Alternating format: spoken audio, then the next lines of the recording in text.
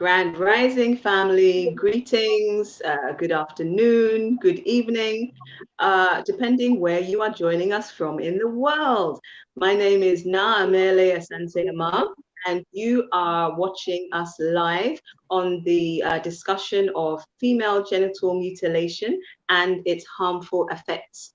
Streaming from Ghana, from Ghana and from Kenya, on the Power to Our Mothers Foundation Africa Facebook page, the United States of Africa Facebook page, and the United States of Africa YouTube channel. So a big favor, wherever you are on whichever platform, please do take a few seconds to like, follow, subscribe where you are, and spread the information that we have today, in the hope that we inform, uplift, encourage more women, girls, families at large to help us end the practices we are talking about today. I am joined by my fabulous host, Queen Najar Nyakio, who is a land specialist, I was going to say, an environmentalist, an African woman advocate, amongst many other things. Welcome, Queen Najar. Thank you so much, Amali and Asante-Armar. It is a pleasure to be here once again on this fabulous show. Thank you. And I'm very happy that today we have another wonderful guest for you. Today we are joined by Sister Josephine Ndirias, who is, amongst many other things, the founder and director of Mukogodo Empowerment, Mukogodo Girls Empowerment Programme. And if you've not had a chance to read the post for today, last year she formed part of a team of 35 men and women to hike Mount Kenya as a way of raising awareness and funds to provide sanitary products for girls and women who cannot afford them. So we salute her. And if that wasn't enough, today is her birthday. So can we all give her a warm virtual welcome and a happy birthday? Welcome, Sister Josephine.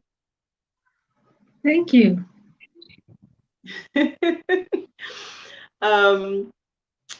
Where do we start? What I will start by saying is welcome to everyone joining live or on replay. Take a second to let us know where in the world you are joining us from. It's always good to know who we are communicating with.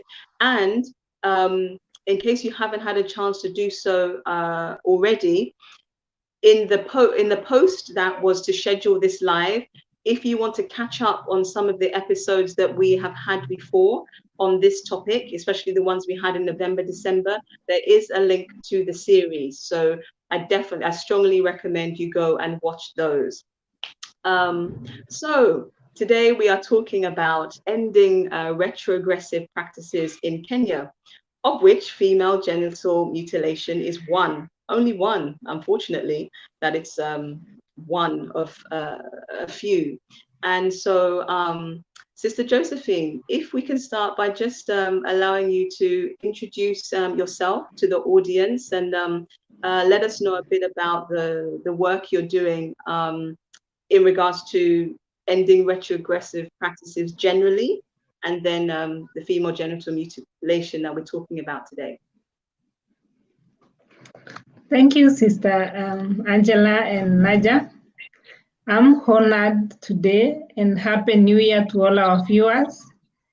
And today is my birthday, and I'm honored to have to do this presentation on my birthday, because I always believe that the change we want, it is us to spearhead that change. And today being my birthday, I would want to voice out my opinion on female genital mutilation. That is unfortunately very common in Kenya among quite a number of tribes in Kenya. So I am Josephine Ndirias, a mother of 4, and I spearhead a community-based organization called Mukogodo Girls Empowerment Programme in Laikipia. And Mukogodo Girls Empowerment is a community-based organization that I started back in 2014 to address school dropout, girls school dropout. But one thing I've learned with community work is that you do something and at the middle of everything you realize, no, I could have started there. So you find yourself going back to address another issue on top of what you have been addressing. So our organization have been focusing on many issues like school dropout, education at large, and of course addressing the retrogressive culture that are very common in our community. In our community, we have female genital mutilation, we have child marriage, and we have GBV like rape. Rape is something that people sit under the tree and solve it as if it's nothing. So our organization has been spearheading to educate the community. So, for example, if I want to focus on the female genital mutilation, it's a cultural thing. It's a passage of right in my community from childhood to womanhood. And there is this attachment with female genital mutilation that people have really developed, that it is like it defines you to be a woman in the perspective of the community or our community. So for us, understanding the roots of female genital mutilation, I led a program in 2017 to educate everybody in the community. Why should we stop female genital mutilation? I mean, some of the people views were like, oh, it's fighting our culture. No. If you get to understand the effect of female genital mutilation, then I think you should change your mind on the culture, on the defending culture thing, and face the right thing. Because I always tell people, like, our Maasai culture had a lot of rituals or practice, but to date, some of them have been left simply because they realize it's not helping. So sometimes I don't understand why are we still supporting this harmful practice like female genital mutilation. I tell people we are simply trying to be slaves of our own culture.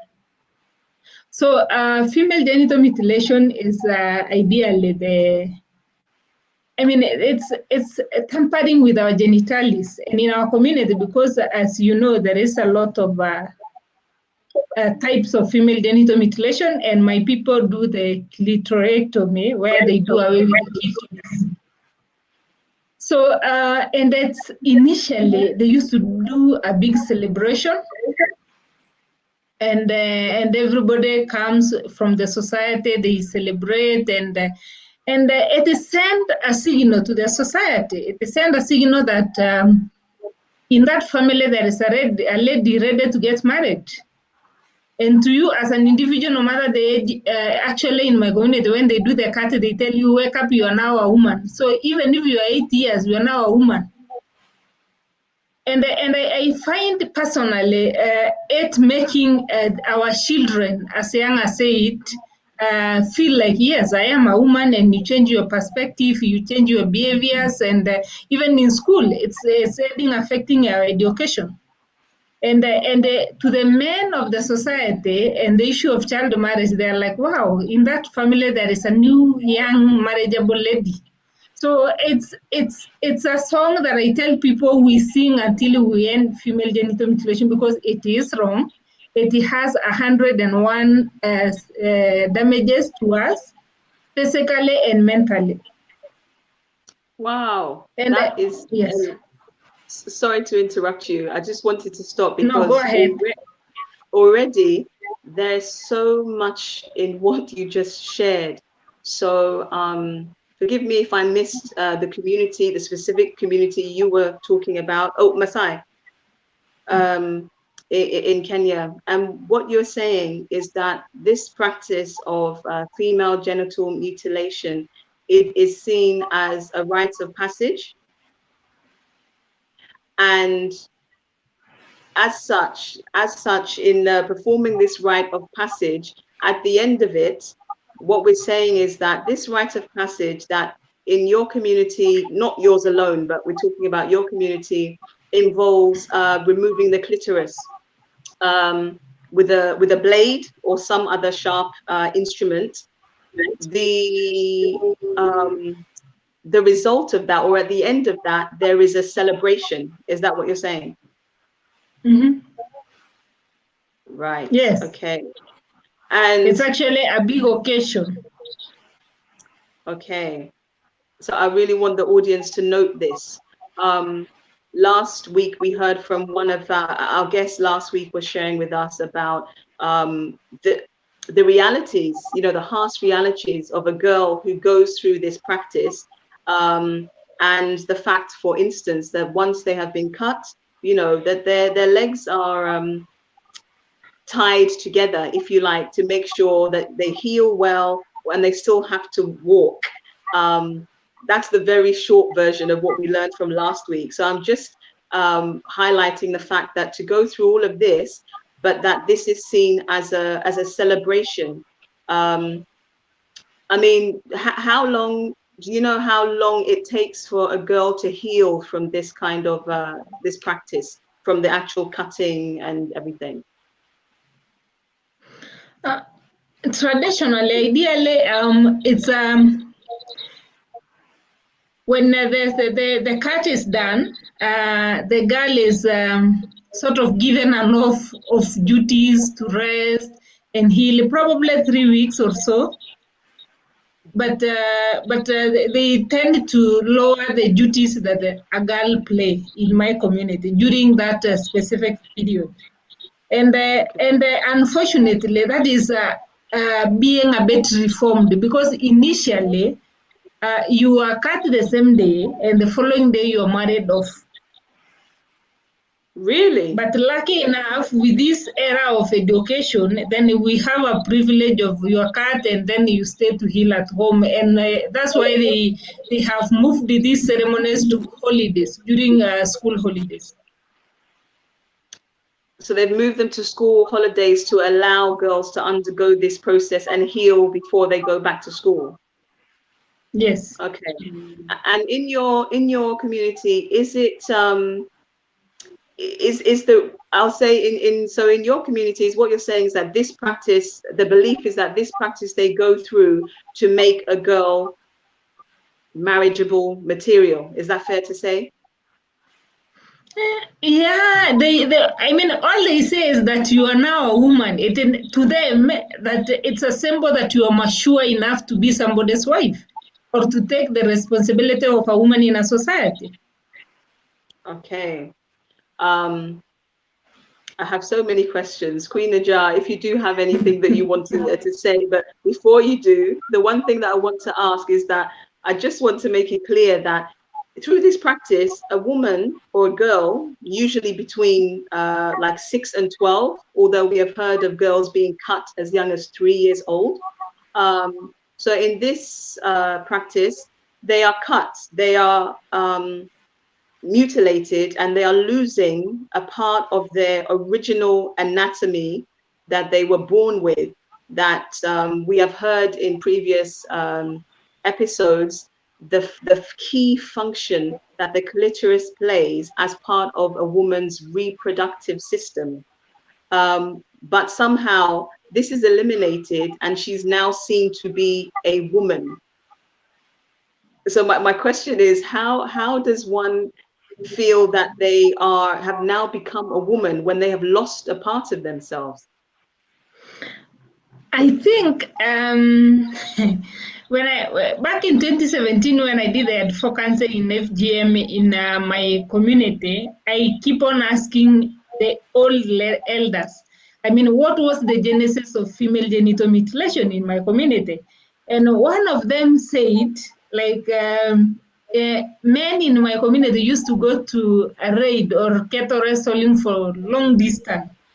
So they will leave their wives who intend to have affairs with the men around that area. And when they come back, some of them are pregnant. So to address that, one of them took an initiative that next time when I'm going to cut my woman, then he leave her to nurse the wound, and then he goes. So when he came back, he realized that the wife is not she is not she is not into sex every now and then as she used to be. And then he went ahead to tell the other men that is how we need to dominate these women. So that when you are coming into marriage, you just stay there and wait for me until the day I'm interested. So, to them, they feel like it's a way of, it's a way of dominating these women into marriage. So, Josephine, thank you so much for what you've said. For me, at the level where I'm honestly saying that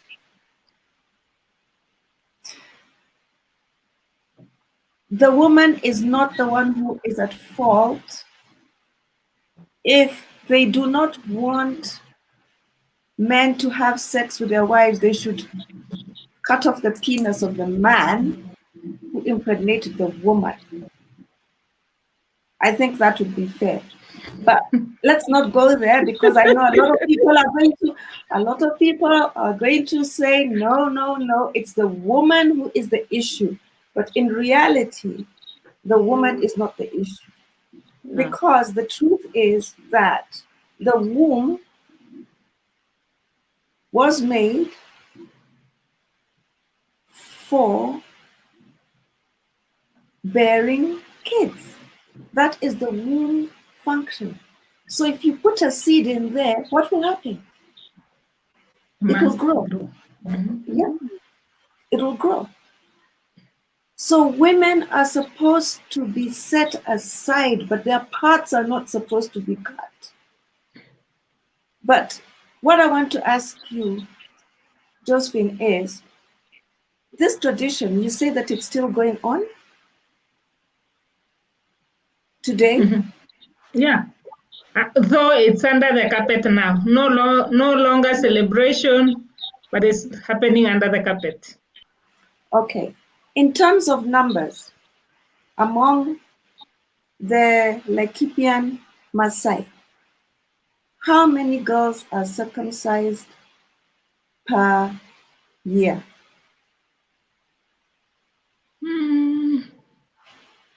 I think around 70 and above % of the girls. 70% of the girls. Mm-hmm. Okay. Wow. Now, this happens when they go home for their holidays, for the school holidays, yeah? Mm-hmm. Who performs the cutting? Because I've seen pictures of girls, Maasai girls, young girls, being pulled away by men, as in they're taken and they're crying. I want to know, is this a media hype? Is it a media hype? Or It's what actually happens? It's so unfortunate that because initially we had known circumcisers or people who take cutting girls as a profession, and it's open and they were known. And we as activists have really tried to educate these women, and I want to say quite a number of them have really lowered their tools, and they said they will never cut girls. But as I said earlier, people who are still practicing this act, it's people who want to be the slaves of their culture. So to an extent, there was even an incident of a mother just getting arrested and cutting a girl simply because quite a number of these mamas who used to cut girls are no longer wanting to do that. But because I must subject my daughter to what I was subjected, then let me play that role. So it's awkward. And right now, there is no longer celebration. They're doing it under the carpet, so you might not know. And of course, those who cut the girls, they know that it's illegal. So nobody talks about who is doing it. But to be honest, it's happening under the carpet, and to an extent, a mama or a mother just get a lesser and do it to their daughters. Wow. So it has gone underground, but that's the very reason why it's so important that we are speaking about this and these things, so that we let the women and girls who are going through this, those of them who know or feel that it's not a practice that is right, that is harmful to them, to let them know that they are not alone, and that there are other women who support them and are trying to raise awareness and give information, to assist them and hopefully stop 70%. 70% is, well, for me, even 1% is too many, but 70% is a huge number of females. Wow. To undergo this practice. I do want to take a moment to acknowledge our brothers, the men who are tuning in, and those that do support us in, ending these practices, because what this practice does, I make no apology for saying it, is it produces damaged people. We heard from our guest last, and that is not to undervalue or reduce the worth of the girl or the woman that is undergoing this practice. But it is to say that as we learned last week and in previous episodes, sorry, my screen, that aside from the physical trauma that a girl or woman sustains as a part of going through this practice, there is mental, emotional, even spiritual trauma that stays with them, not only just for the 2, 3, 4 weeks that they are healing, but we heard last week, decades. A woman in the 50s that still is healing from the effects of having undergone this practice at age 6. So this is serious. It's not to be underestimated. So it is a community issue, but we speak to our women first because they are the ones who are undergoing these practices. But we also acknowledge the men who are supporting us in trying to stop this, because actually it doesn't benefit anyone. So let us continue. Sister Josephine, if you don't mind me asking, have you yourself undergone the female genital mutilation? Yes, I'm a survivor. Wow. Okay. Thank you for sharing that. And do you share some of what I was saying, or would you like to share a little bit of your personal story, whatever you're comfortable to share with us, as to what this practice has meant to you personally? I think it's so unfortunate that your environment that you grow in matters a lot, because as we grow, it was like you knew that it was a must, and at that point we did not know that it had a side effect or anything of the sort. So and actually it's not something that you'll be asked whether you want to go through it or not. It's just something planned by the parents. But until I went to school and understood what are the effects, that's when we were like, wow, what a mess. I mean, what's up to? And I want to just give a one scenario and experience that I personally has experienced. Like I said, I am a mother of 4. And every time you go for a delivery, the nurse on duty must have, her tools to do an episiotomy to every lady. So I always feel like, apart from, you are supposed just to give birth to that baby and be happy that you have a baby, but unfortunately, I end up nursing every birth I have an episiotomy, Susha. So it's really like painful and hurting to imagine that it's just something that is being subjected to women in the name of culture.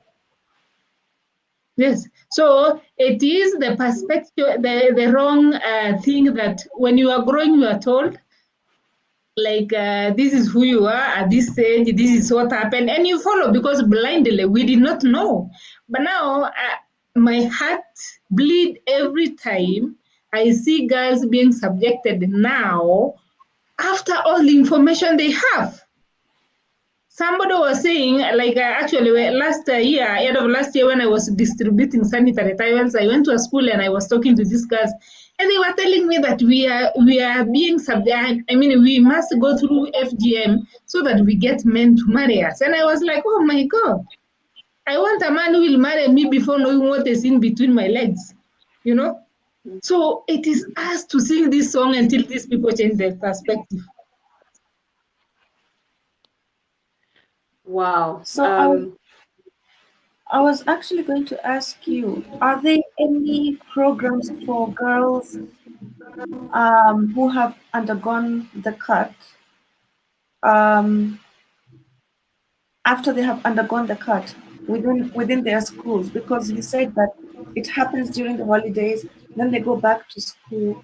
So are there any spaces where they get education about their body and how to take care of themselves now that they have undergone the cut? One thing you need to remember is that, it's illegal in Kenya. So anything to do with female genital mutilation now is under the carpet. No one will come out strongly and tell you, yes, I went through it. But coming out of that community, in one way or another, you learn that that family has subjected their daughters to the cut.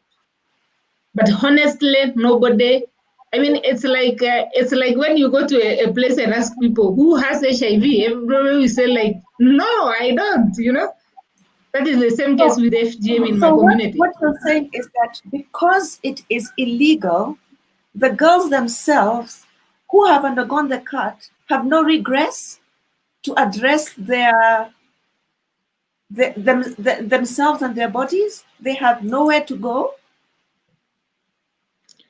I think what is affecting, as I said, what matters is the environment. Because if you are my mother and you are bringing me up that, you go to school until you are 14, when you go through the cut, you must get a man to marry you, that song that you sing to your daughter, that development that you nurture her, that for her to have a good life, she must get married within or for a man. And for you to be marriageable, you must go through the cut and the cultural practice for you to fit into the community. So you are following all these in order for you to fit in that society. Which is regressive. Mm-hmm. It is. It is. That is shocking. Shocking is even an underestimation that a person, a girl, a woman can undergo such a drastic, barbaric practice. And then if what I'm hearing correctly is true, them not having any information, knowledge, support about how to manage their newly altered, mutilated body, their health, they don't get information about that. It's unfortunately because sorry. Yeah, I think that there's a space where there's a space where we need to break this. Let me give an example of rape. Rape is illegal. Therefore, before it used to be said that if you are raped, because it is illegal, the woman got no attention because she hid it under the table. The same thing as domestic abuse. It was illegal, and therefore the woman had no place to go because it was illegal. Okay? Mm-hmm. So let's put this in context. FGM is illegal, fine. But we need to open spaces where the girls can go, despite it being illegal. We need to open shelters. We need to open spaces and say, listen, if this has happened to you, come. We will teach you what to do. We'll teach you how to take care of yourself, okay? and leave out the legal, find out how to work the legal aspect. But we cannot leave the girls like this. Do you understand what I'm saying? We cannot leave them to walk around wounded and get married wounded, because what happens is that the trauma continues. And that trauma, remember, a woman has in her womb over of her children. So whatever trauma she carries, she's going to give that trauma to her children. That is what is called generation trauma. You know, yeah. So these girls, despite the practice being illegal, just like rape is illegal, just like DMV is illegal, we need to put up spaces and say, listen, if you've undergone the cut, we're not, forget the legal part. We are talking to you now. You need to heal physically. You also need to heal mentally. And we need to open spaces so that these girls have a place to go and say, you know what? I don't understand what is happening down there. I don't understand my pain. I need to know, I need to heal from that context. So that these girls have a space to heal, to learn, to understand, and also to tell their younger sisters, their cousins and others that there's a space where you can go when this happens to you. Absolutely.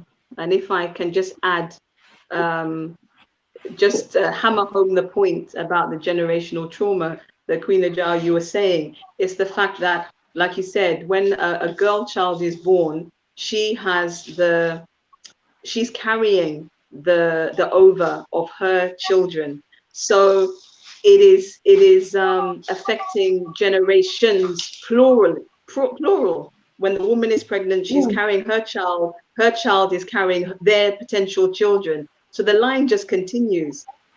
So this is not just talking about what is done to one individual.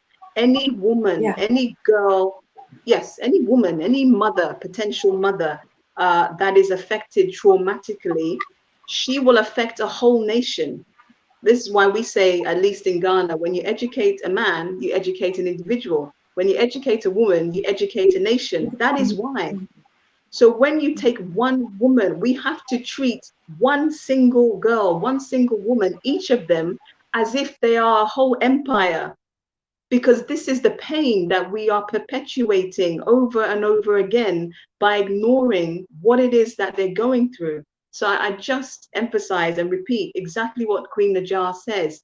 Forget the legalities. We're dealing with human beings. Whatever has happened. But how do you help the person now come out of that situation and still navigate their life as close as possible to feeling normal and valid and worthy? So at this point, let me just take a moment. This is a Pan-African platform. We are about connecting with our family on the continent and in the diaspora. If you have these kind of programs or these spaces in your country, please do send us an email. We don't have to reinvent the wheel. Let's talk to each other and see what is working in our different countries, and let's replicate that, looking at whatever the circumstances are in your specific country. But that is a call to all of us. I am what's the word? I am concerned and I am saddened by what is happening to my sisters in Kenya. Doesn't matter if it's Kenya, Nigeria, Senegal, it doesn't matter where. These are the mothers of our future generations, and the responsibility is collective. So please, if you do have these kind of spaces, it doesn't have to be a massively successful. If you're even helping like 2 girls out of your community, we want to know about it. And let's see how we can help each other to replicate and provide this shelter, this information to our girls who have been through that, while still trying to get to the situation where we prevent our girls and our women who are going through this practice thinking that somehow it is going to give them acceptance into their community, or because it has been handed down from the generations. Sister Josephine, I know, so in your program, I think there's a number of things that you do, but is there anything specifically that you do or have been doing or working with others as to, if I can call it, rehabilitation of girls that you are aware that have gone through female genital mutilation? Yeah, what we are doing is in school-based and during holiday. So what we do is we try to do camps and workshops where it's a matter of talking out these things, putting it on the table. This is wrong. This is good. I mean, bringing these survivors together and letting them share it out. And we also tend to use examples because these kids tend to raise issues why they still want FGM. They talk of marriageable issues. And yet we have our brothers in the community having married ladies from communities that don't practice the CAT. Yet they have had normal babies and they are living sweet life, you know. So we try to use evidence-based issues in the community to tell them that we still have a chance to save our sisters. We want those who have already gone through the CAT, they can save their sisters. And one thing we encourage them is that it is an opportunity for you to go to school and try and change your life in another way, develop yourself, try and because what we lack generally as the community is self-discovery, self-esteem, raising the self-esteem of these girls. That yet it has happened, but I still have a lot to do in the world. I still have the power to change this world in whichever way. And as for now, we are talking of a generation. I have 4 daughters, and they will not be subjected to FGM. Neither can they subject their generation. So their generation is safe. So if everybody take that, then definitely this is something that we are going to change in a generation. So it's so for us, what we do is it's a platform of dialoguing and talking about it, and we find that people healing about it. That if you talk about it, then you feel like, wow, it's relieved. I've shared with somebody. But in cases of rescue, we have if people report that I'm at risk of getting FGM, we have existing rescue centers in Laikipia. Actually, we just have one. And so we call them for rescue and we take our girls there. That's great that you have that. This rescue, that's very, yeah, it's very necessary. It's almost like reassuring. Of course, we would rather that they don't undergo it, but obviously we're dealing with reality. And so it's good that, okay, even if you have been through it, that you don't have to go through it alone for a long time, because unfortunately nobody is isolated in this incident. Like it's not just what there are far many more than we even want to imagine, that are going through this practice. So I think you've kind of said it. I was going to ask you, what would be your bid or your message as to how we continue to address this issue. So, our girls who are going to turn up to be women, and some of them will be our future mothers of nations. How do we do that so they remain intact? They're able to, live their full life, so that we stop this cycle of generational trauma? So I think, as I always keep on saying, we need to develop self-love. That's one thing. And as a mother, let us also pass that to our girls, that they should say, wow, at least learn to love yourself first before to adhere and follow the rules of this world. Because that will give us as women and our small girls as they grow to feel loved, to give yourself the first priority, to learn to say no to anything that is going to harm your happiness. Because if an inner drive come out, then it is going to save you. Because we in Kenya now, we have all these opportunities. As I said earlier, it's illegal. So if you talk out, definitely you'll be saved. But if you don't talk and you just keep quiet because women are not supposed to talk, or you are not, we will never learn that and you will never be saved. So my message is, women, let us love ourselves and talk. Say a big no to anything that harm you. Secondly, I look at FGM as an issue that can only be solved if everybody takes his or her responsibility. As a parent, it's me who pays school fees and feed my children. So I cannot subject them to just to fit into the cultural thing, So let us take our responsibility and say, this is my child, and I want to bring up the best of her.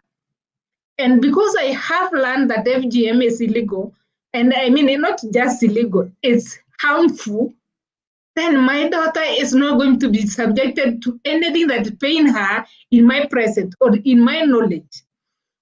If you look at our brothers who are men, fathers, and the husband-to-be for these girls, I mean, everybody now understand the sexual, the impact on FGM on sexuality.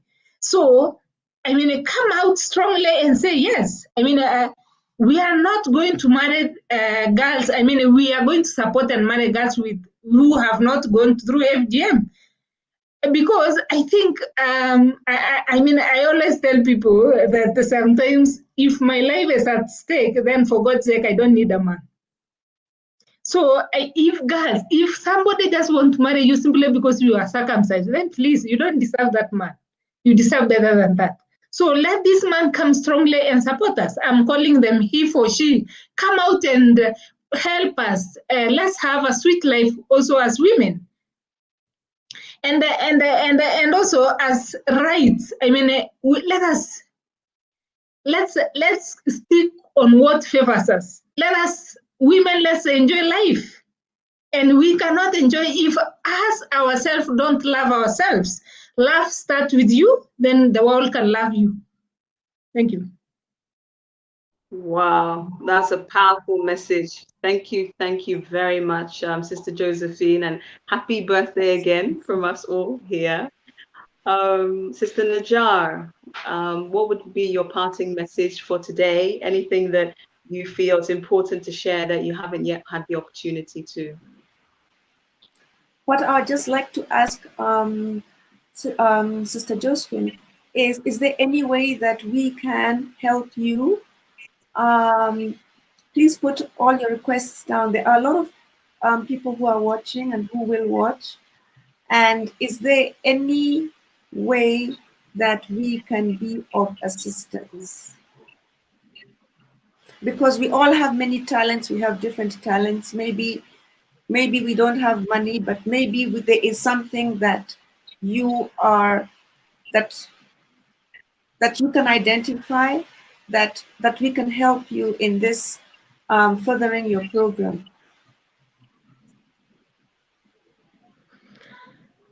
It's. I think sometimes I say it's so unfortunate now that FGM is illegal in Kenya. So just a voice against this act make a great impact.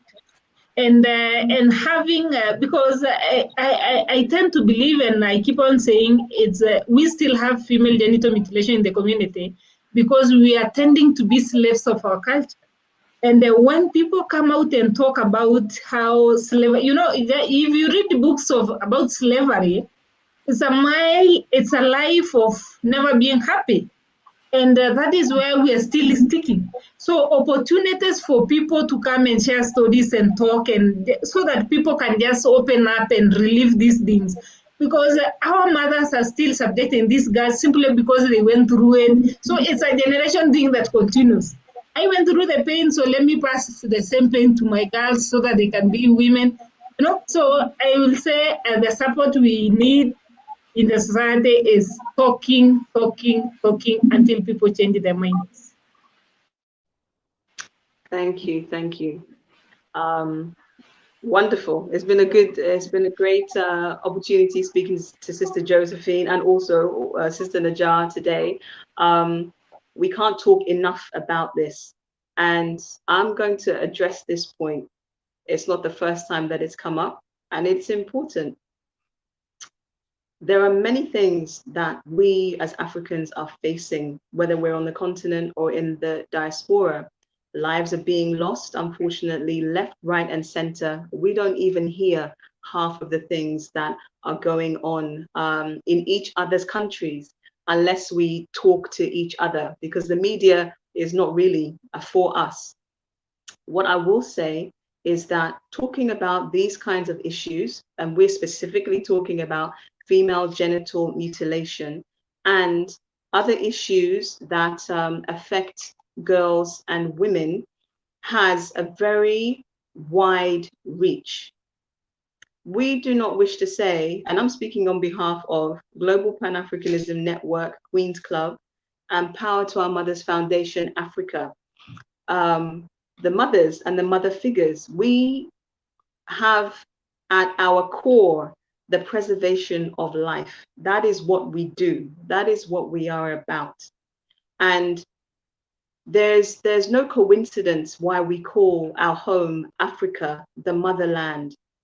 And it is said that a nation can rise no higher than its women.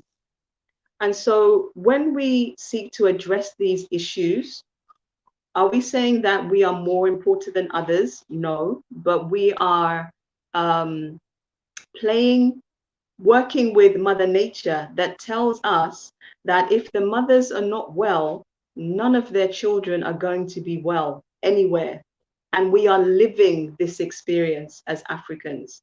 The motherland will not be restored and will not be able to thrive if the physical mothers on the ground are suffering. They are going through trauma day in, day out. If the mothers are going through trauma day in, day out, their children will go through trauma. That is what we are living.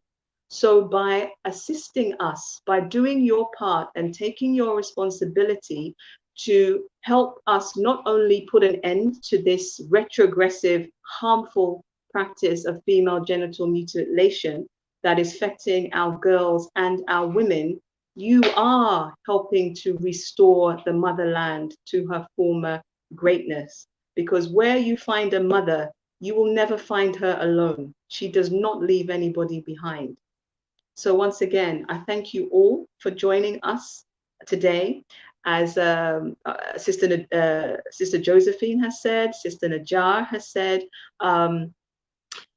let's keep talking about this, because by talking about this, we give a voice to our sisters, the girls, the women who at the moment, they don't have a voice, they don't have anywhere to go, and they are suffering in silence, so that we can end this practice. And not only end this practice, we want to create a world where Africans, whether we're on the continent or in the diaspora, we can be free and we can all do well. That's what it's all about. So thank you, Sister Najar, again for joining me. Next week, we are back with another guest and who will be talking about looking after women who birth, who are going through birth, who have birth. She's a doula who after undergoing female genital mutilation. So thank you again, and please do share this broadcast with at least one woman in your life. It takes seconds. And join us next week, same time, 1 p.m. GMT, 4 p.m. EAT. We look forward to seeing you there. That's by Amelia Asante-Armar here and Najar Nyakio. See you next week.